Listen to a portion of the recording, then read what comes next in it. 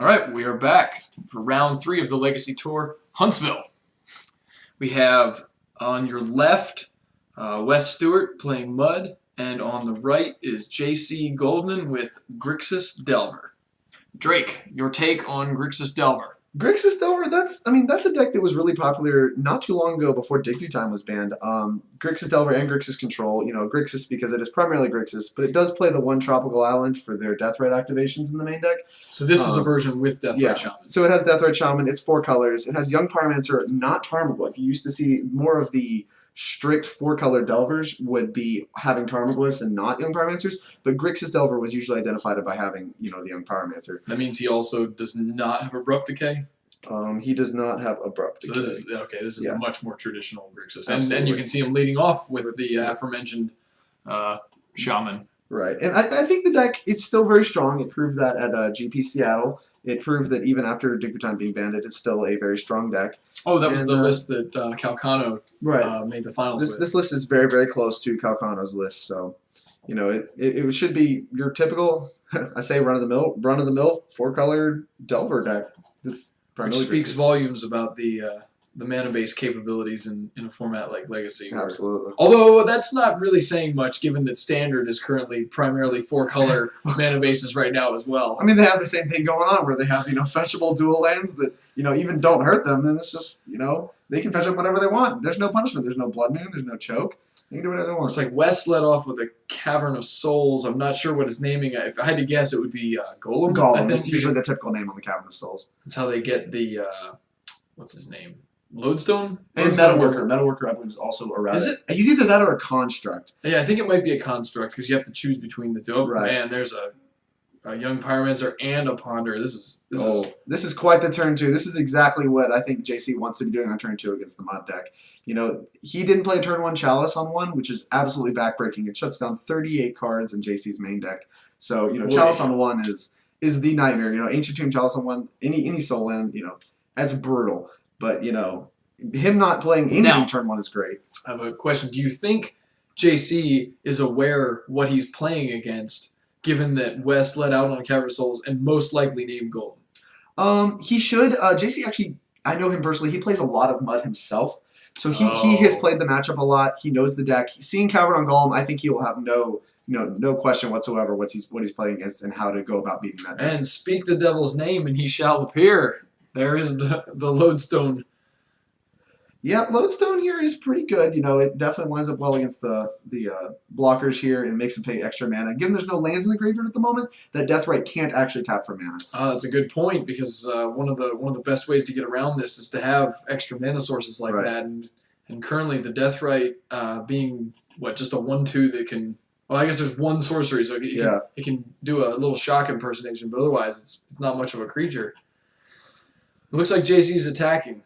I mean, if he attacks, he could. I mean, I don't think Wes would know this, but I think JC could represent a Forked Bolt actually by attacking here and Forked Bolt the Lodestone Gall. But looks like he's just going to take it. I don't think he wants any block shenanigans. Fall for it. Oh, the Wasteland. Man, JC has the full package this game. Oh yeah. Wes is in a real awkward spot here. That Grim Monolith doesn't untap. There's no way to untap it. The Cavern is his only, source of mana. Oh my gosh, the hits keep coming. But I don't think. He can't cast it because it's not a non-artifact. But interestingly, his Delver would allow him to cast that. He could. I mean, his Delver, his Deathrite. I'm sorry, would allow him to cast it by exiling either the City of Traders or the Wasteland, and he could cast it. But he wouldn't be able to cast a spell, so he might be holding off. On something like that. This smells like he might have a Force of Will or something, and he wants to avoid getting chaliced. Right, Chalice on 1 is still very backbreaking and might get him back in the game, but with that Young Pyromancer coming out next turn, this game's going to get very, very difficult for Wes to come back. Like you said, JC apparently plays Mud a fair amount. Now, I believe he played Mud at the Star City Games Open up in Washington, D.C., Washington, D.C., yes. And his brother... his name eludes me right now, but I believe he also plays Mud. Right. So the Goldmans are into some metal workers. And I think JC is representing Force Will very well here, keeping the Deathrite open. He can still cast Force of Will, with his Deathrite, and he has a Young Pyromancer down in case there's anything that would, affect these young Primates or somehow slow the clock. Wes is still not blocking. I think he's still at the position where he can't afford to lose his Lodestone Golem. Those young Primates will go crazy with one-drop spells. The only thing that would be dangerous there though is exactly Fork Bolt, right? Because if he had a Lightning Bolt, he'd simply just use it, and because Lodestone's only a 5/3, right? It is. And a Trinisphere, man. JC is, Wes, excuse me, is tightening the knot. I don't think JC has too many more turns of casting a lot of spells before Wes will have this pretty well locked up. Because it doesn't look like he's Force of Willing. We might be seeing a Force of Will here. That card could be good enough, and it gets 2 tokens. So Force of Willing here does have some merit if he has it. I think it's maybe just a Daze. Oh, but he can pay it. But that still gets you 2 tokens, which will get you pretty far here. Yeah, it looks like JC's all in on the few creatures he has to do the deed.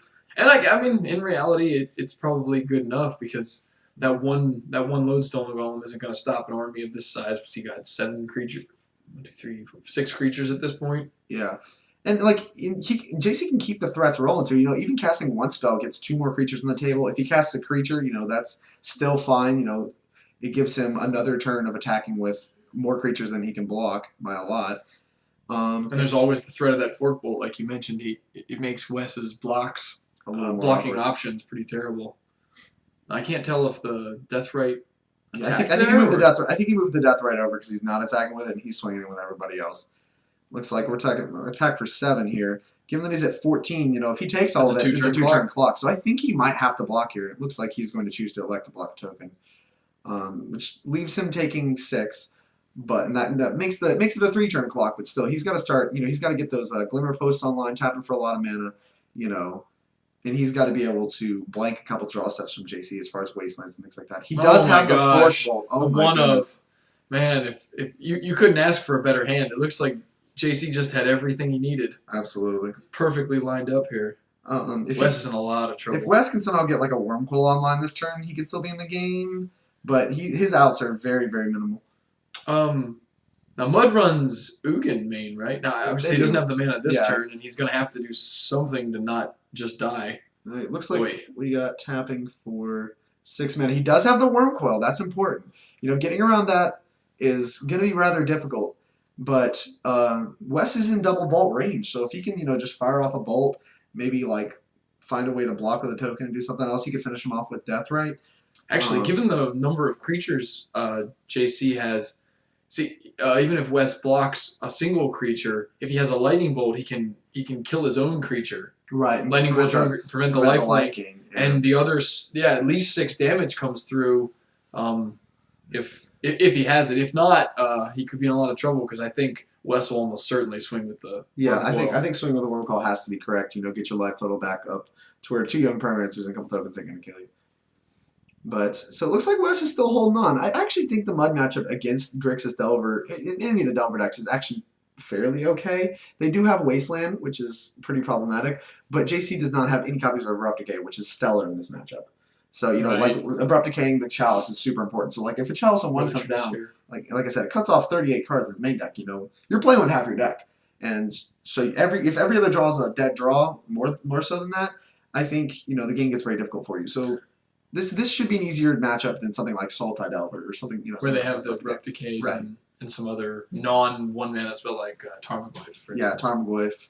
Him and Torok even, I think, is very strong against Mud. They rely on a lot of their opening hand. They have no way to recoup the card advantage until way late in the game when things like, Staff of Nin come on. They have almost no ways to draw cards, and so they rely on their cards being able to essentially 2-for-1 your opponent, even more so even by just locking them out from casting anything at all. Yeah, Chalice on 1, like you mentioned, against here would be a 36-for-1, and I don't imagine you can get much better deal than that. Right.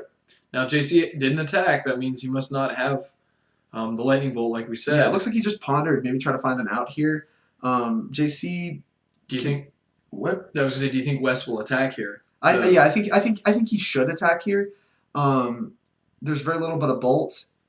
Greaves, I don't think does too terribly much because JC doesn't have that many cards anyway. Now, it's worth noting he had to pay 3 mana for that. But he should have that in his Glimmer Post and his other Locust land, which what was the other one called? Glimmer Post and Cloud Post. Yeah, so Glimmer Post, I was right. So yeah, that should give him 3 mana. to cast his Lightning Greaves and equip. Well, JC's sending the team. This smells like a lightning bolt. I imagine he found the Lightning Bolt off the ponder. There it is. Yep. And that should be a lethal attack right there. He kills his own creature, and 8 damage comes through. Yeah, that should be the match if he has no tricks. I mean, not the match, the game. Looks like Wes is scooping him up. All right, so 2 sideboards. we have a game 1 with a phenomenal draw. JC is just demolished. Yeah, he came out the gate hard, and Wes didn't have the draws that really locked Delver out and would have been really dumb. But double Pyromancer was very good there.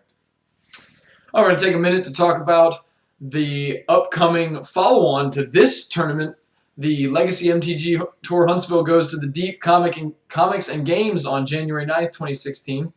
That'll be the first of our Legacy series next year. It's the same format. It's Legacy. It starts at 12 o'clock. The same $10 buy-in it's always been.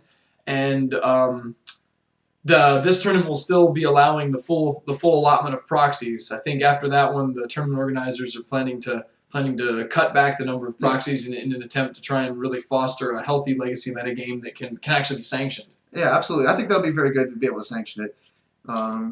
Let's have a look at the sideboards here. What do you got? You've got JC's deck list. What do you think he'll be bringing in? I don't think he can bring in Null Rod fast enough. That card seems very, very strong. Good against the all artifact deck? Absolutely. Spell Pierce I think is good. You still want to be able to stop that turn 1 Chalice. Now you're not on the play, but a turn 2 if he has just regular lands seems fine. Ancient Grudge, also a stellar card. Wow. And Pithing Needle as well. That card shuts down, not as much as Null Rod, but still does quite a lot. And I think those cards are probably the best ones in the matchup.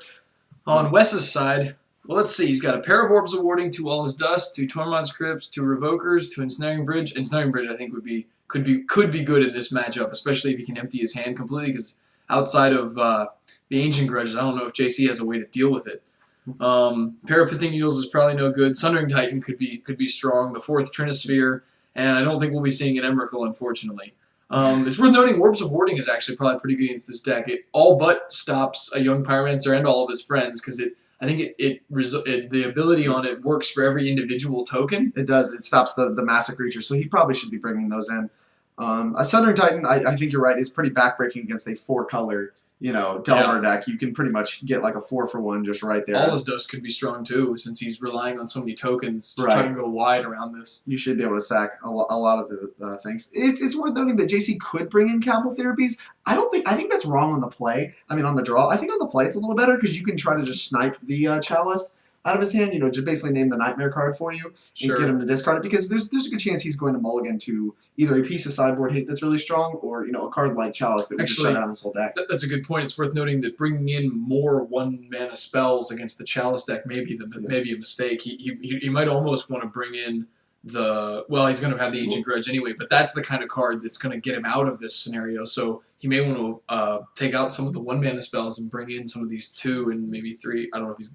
Yeah, at least 2 mana spells. I think like cards like Daze can probably come out. I don't think you want to be forcing them to pay 1 extra mana in a deck that is basically designed to produce mana. I think Stifle too can probably come out. There's not a terrible there's no fetch lands. Yeah, there's no fetch lands. There's not that many activated abilities that you care about. I mean, there's that you can stifle. Yeah, that Stifling once does enough against. Like Stifling and Sundering Titan entering is pretty big, but he still has like a 7/10, and if you can get rid of it, it still does the same thing. So just doing it once, I don't think is going to be quite good enough. And on Wes's side, let's see. I don't know what he can take out that's of great value. Probably some number of one of the Ugin. He has a pair of Ugins, and one of those or both could probably come out. I realize it deals with the army of tokens and stuff, but it seems like if he gets to the point where he has to do that, the Ugin may not resolve anyway. Spine of the Ishsaw seems really weak against a deck that produces a ton of tokens. Lightning Greaves isn't going to do much either. He's not protecting his single creature from a Source of Plowshares, say, or something of that nature. So those cards could easily come out. I think he wants to keep most of the creatures he has, especially things like Steel Hellkite and Wormcoil Engine, the ones that really do some heavy lifting and don't cost 10+ mana to right. There could be something said for taking out the Blysteel Colossus. It's really cute to be able to search that up with your Kadotha Forge Master and hit him with it, but I don't think that's even the card you want to be tutoring up with your Forge Master post board. You'll have things like Orbs of Warding and stuff like that. They can shut down the really late game. Yeah, or like we said, the Steel Hellkite. Yeah, I imagine that's really good against. Yeah. Being able to wipe their tokens with no mana cost added is very strong. Well, both of these players are shuffling up for game 2. Now, Drake, you played in this event. We saw you in round 1. How did you feel about that matchup and the rest of the tournament for that matter? As for my round 1 matchup, I played against a friend of mine named Lane Fox. He's relatively new to the Legacy format, and they just some of the things that you can do in Legacy. He was playing Shardless. For the most part, he played all right. There was a couple misplays. Like game 1 got pretty rough for me there at the moment. I'm not sure if it cost him the game, but there was like a Liliana separation that we saw that I think was a little rough. Ultimately, it didn't work out for him. Jason ended up ultimating. But overall, I think the competition here was very tough. It was. Yeah, we even had a local celebrity to the Alabama area came up. Chiho Yim, Star City specialist, came up to grace us with his presence, and I played him in round 3 or 4. I'm good friends with Chiho as well, and it was good to see him make the drive for a tournament like this. I really enjoyed seeing him and having him there, and just like I said, making the competition a little more serious. All right, so we're having a look at the opening hands. I can't see the mud player, Mr. West, too well. West's hand is back. JC's got at least 3 lands, it looks like. Looks like he's got a copy of Force. I imagine that's probably keep on the draw. I think you want to be able to force the turn 1 chalice. Like I said, he's probably going to keep his hand linchpinned around something like that that's going to really shut the Delver deck down early. And so I think Force of Will is a very good card in this matchup. It's something, especially on the draw, you want to be keeping because you can't, Spell Pierce, you can't Daze, you can't really interact. Like I said, I think you take Daze out, but still, you can't really interact turn 1 if he does anything, which he plays tap land pass, which is one of the best case scenarios I'd imagine for the Grixis Delver side of the table. We're going to lead off with a Tropical Island Deathrite Shaman. Once again, pretty good. No fetch land, so he's not going to be producing mana with that unless he's got a fetch land as well in his hand. I think there would be some argument made for if he only has a single fetch land to not lead off with it because of the possibility. Oh, and there's the Chalice. Wow, there it is. So see, here this demands a Force of Will. And, like I said, I think that's a really important card to have in opening hand. Now, the Ancient Tomb was not played turn 1, so I imagine that was probably drawn, because I think as the one player, you want to lead off with a turn 1 Ancient Tomb. Well, it's also possible he didn't have the Chalice. The Chalice. That's very true. He could have top decked the Chalice. Well, we got a Force of Will. I didn't see what was exiled, or maybe JC's still deciding. Yeah, it looks like he's pitching a Stifle. He kept those in. I don't think that card is terribly great in the matchup, but obviously there's something he thinks, like stifling a Coldoltha Forge Master could be really, really good. But I think it'd be a hard card to make work. But here, it doesn't matter. It pitches the Force just fine. It's a blue card. Right. And there's some relevancy to that as well. Like, I'm not sure exactly how many blue cards the Grixis Delver deck plays, but I know some decks in Legacy that want to run Force Will. Shardless Sultai is a good example, where they have trouble maintaining enough blue cards to play Force of Will, especially post-board when the majority of their sideboard revolves around like Null Rod and Golgari Charm and some of those kind of things that they're typically taking out blue cards for, that they have to take the Force of Will with it because they can no longer cast it reliably. That card's not, a 5-mana cancel, believe it or not, actually isn't playable in Legacy. So, but Grixis Delver has 23 main deck blue cards, so I don't think they have that problem. When a third of your deck is blue cards, I think you should be able to Force Will pretty reliably. Even taking out 3 of the cards seems pretty fine. Bloodstone Golem's not nearly as good as Chalice. We're not going to see any kind of permission game. He can play around Daze. That said, it already is putting the clamps on JC's mana. It is. We haven't seen him play a threat, really, other than Deathrite. Which Deathrite's probably the worst threat you could imagine. Absolutely. Let's see. Finds an Underground Sea. He's not... We could see like a... I don't know, like a Null Rod here would be super good. I don't think Gurmag's online yet, so we still got some turns for that. He could just go for a cantrip, but it doesn't look like we're going to see a probable threat here. Yeah, no, in a match like this where you're against Mud, a deck that doesn't play... Oh, there's the Brainstorm. Yeah. A deck that does not play any fetch lands, or... I believe they've got a couple wastelands, but they don't typically end up with much land in their graveyard. Right. So with Deathrite Shaman, you're pretty much relying on your own graveyard for mana sources. I noted this with regards to the Gurmag Angler. You can't get ahead of the curve any by exiling your opponent's lands and then using your own graveyard to pay for some of the delve. Your Deathrite actually doesn't help you cast Gurmags at all in this matchup. So Gurmag's a little slow. I guess you could make an argument for boarding it out if that's the case. And given how last game went, Young Pyromancer is clearly the MVP anyway. That's true. I think Germack still does a very good job pressuring. Like even in JC's board, you don't see that many threats. And a 5/5 is actually, I mean, it's pretty respectable. Gets him dead quick. And he does. West takes a lot of damage off of his lands. You know, he has like ancient tombs and stuff like that he has to repeatedly tap, and you know that can just deal a lot of damage. And so you know it could be only a 3-turn clock on the Gurmag Angler if you can do things like Lightning Bolt the Lodestone Golem and things like that. Oh my God, another one. There's another one. Yeah, I think if JC has a response, or like a Force of Will or something of that nature, he needs to do it now because pretty soon his spells will cost so much. Nothing's going to be powerful enough. Well, and like a Lightning Bolt here would make it manageable. You know, being able to just Lightning Bolt the first one in response to the second one's being cast could once again make this board state manageable. But once again, he still has a 5/3 creature on the table, and that races a Deathrite Shaman. He's going to have to find a threat here soon if he wants to be moving towards winning the game. And all it is another Brainstorm after the fetch land. Now he did get to shuffle, so this is a clean look. But boy, even if he finds say a Lightning Bolt. It only deals. He only has enough mana currently to deal with one of the threats. Force Will is uncastable at this point. I saw a Daze flipping through. He kept that in. Now Wes has been playing around it the entire time, so you can't really speak for how good it is normally. But I still hold by even though they're paying like large amounts of mana for things, they have enough mana generally, especially in their bad draws where they have a lot of lands, that I don't think you're going to be able to cut them off enough mana to make Daze work. Enough of the time. Yeah, I guess you'd have to draw a Wasteland or right. Wasteland. You can't stifle their fetch lands. Yeah, this is not looking good. A 3-mana Delver of Secrets on turn 4 is not where you want to be when you're staring down a pair of 5/3s already. Yeah, 5/3s that make the Delver cost 3 mana, and so once again he can't cast a Bolt right now. He can't cast he can't cast anything but Force of Will. Yeah. So an alternate cost Force of Will, and that would leave him with only 1 life at this because I assume he's not going to block anything here. Yeah, I don't think you can afford to block. And JC falls to 2. Yeah, he needs an answer and quick. Well, the thing is, I'm not actually sure what he can draw that will deal with 2 of them. I mean, he of course has to block next turn. Yeah, it looks like he's actually going to block this turn, because like I said, there's just no draws that really get you out of that. Oh my gosh! And there's the chalice for 1 again. I think this could pretty well be ending up as game over because the chalice is going to make the Lightning Bolt a dead draw. Which is obviously one of the primary removal spells for this. Oh, there's the Daze. Oh, from the Brainstorm. Yeah, so that's a pretty dead card otherwise. But it does trade with a Lodestone Golem, which there's something to be said for that.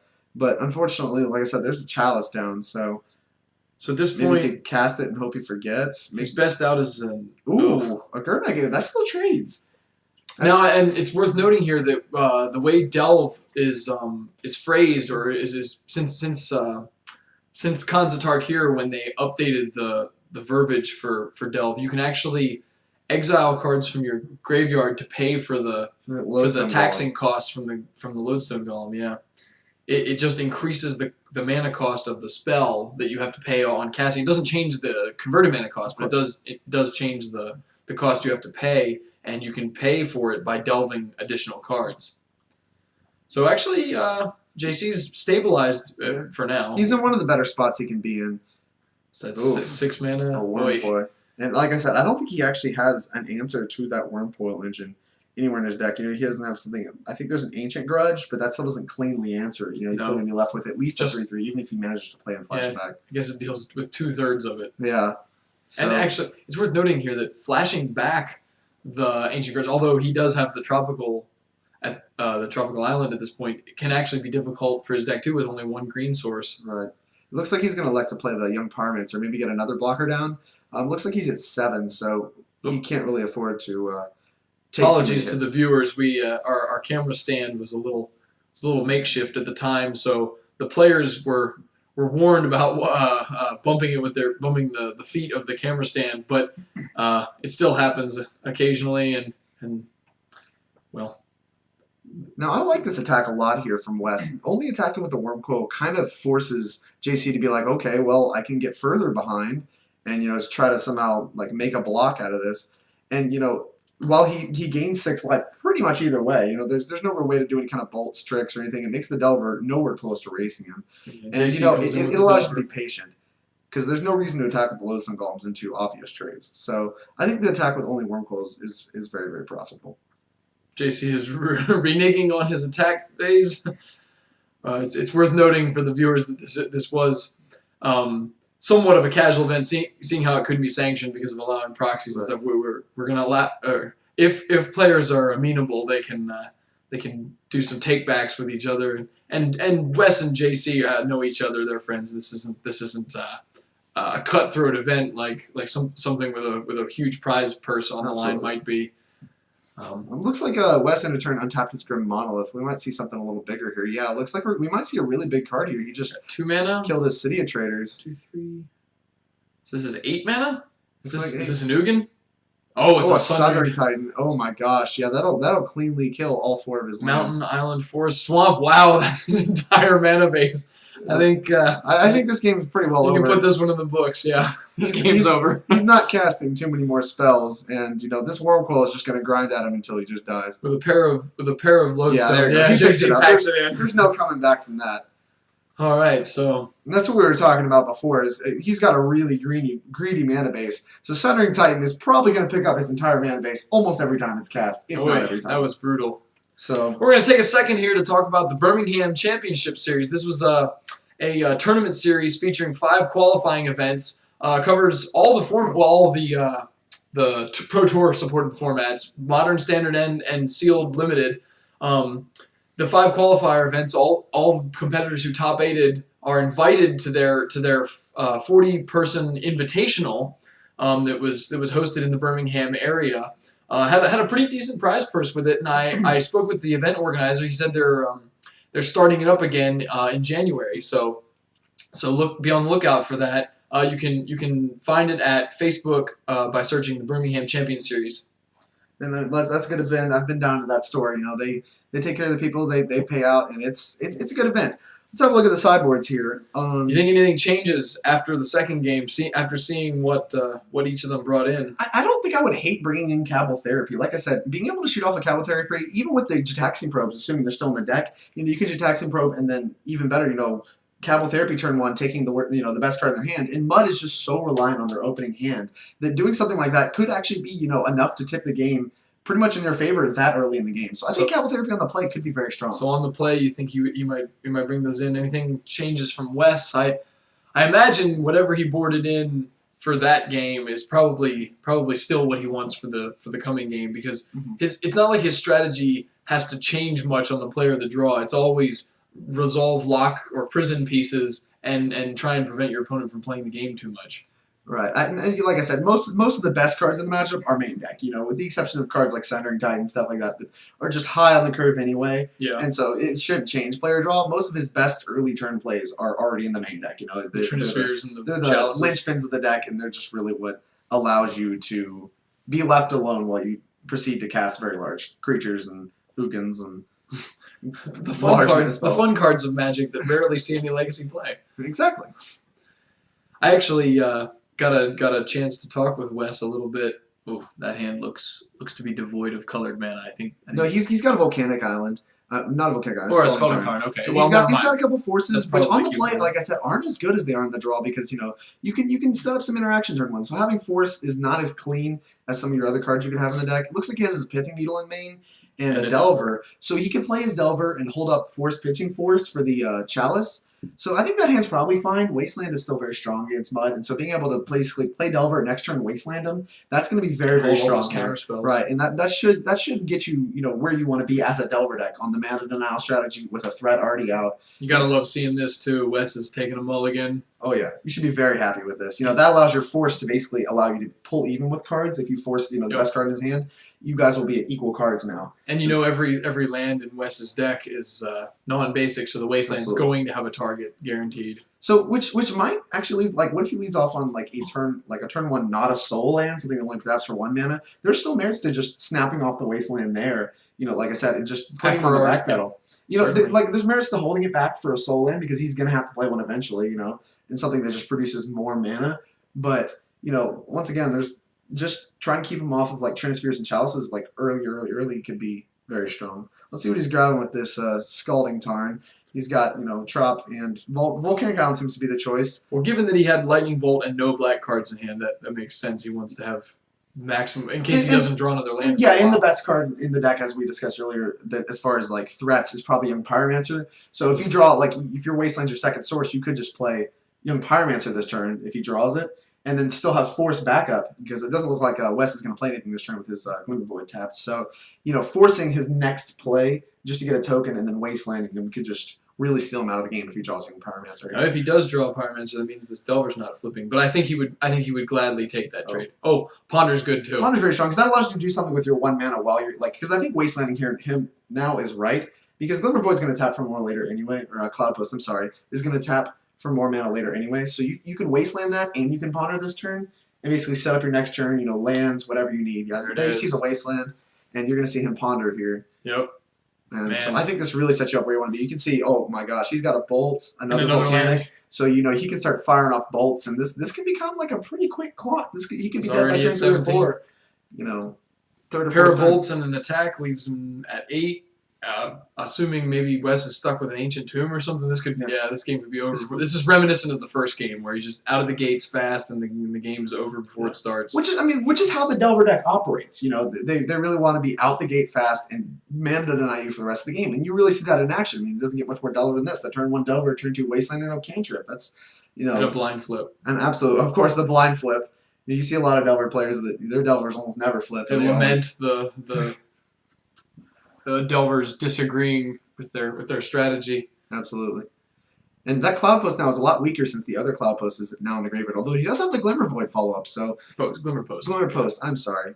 Glimmer Void is that land out of Affinity that sacks when you have no artifacts. It'd be pretty bad here. But Glimmer Post is much better. Especially in a deck that doesn't need any colored mana. Absolutely. And so he should have access to, I think, 3 mana here. Although it looks like no play coming. Yeah, if he could play a Trinisphere, he could still be in this game. All you need to do is find a removal spell for the Delver. Although I'd imagine you'd see JC fire off his bolts pretty quick. Oh, he's got a Metalworker instead. That's also pretty good. Metalworker's a strong play if JC wasn't full of Lightning Bolts. Absolutely. I think you definitely bolt this. We know he had 1 in hand, and there was at least 1 more off the Ponder. It's not as fun as trying to turbo kill him, but I think you definitely need to bolt that. Being a Delver deck and putting him on the Metal Down strategy. Metalworker can produce like 12 mana on his own just next turn. So it's a strong card.